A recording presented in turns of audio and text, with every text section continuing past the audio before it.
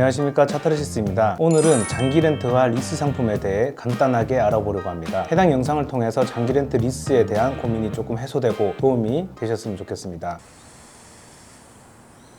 느껴라, 차타르시스.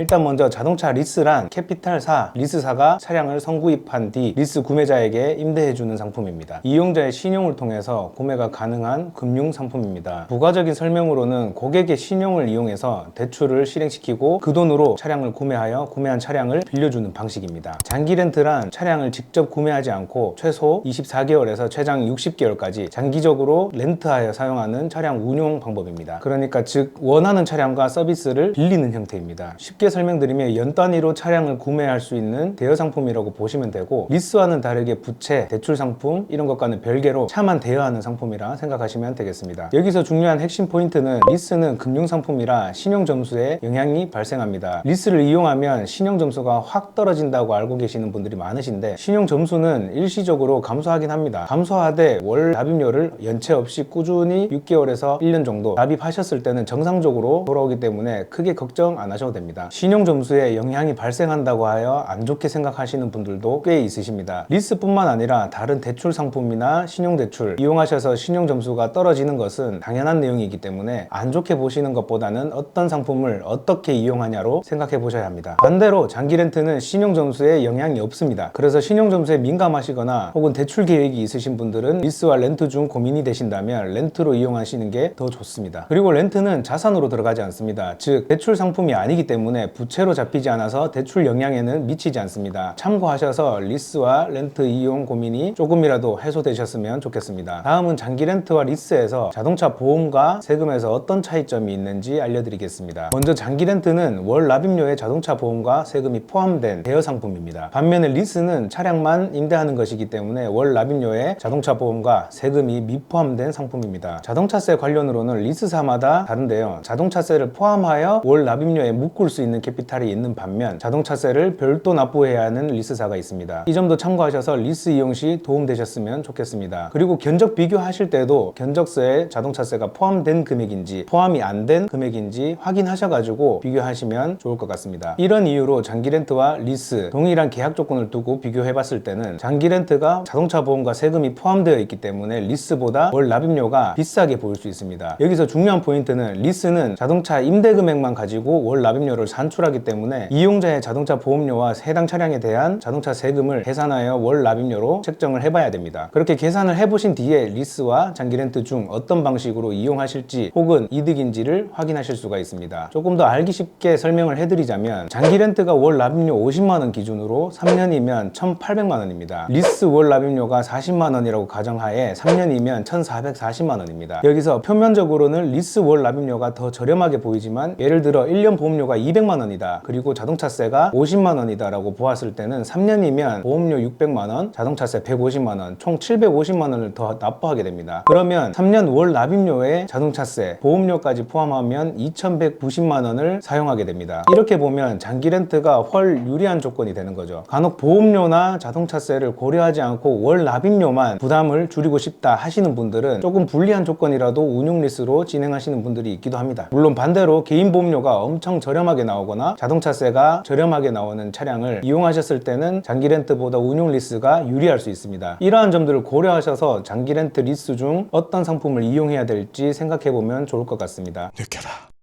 차타르시스.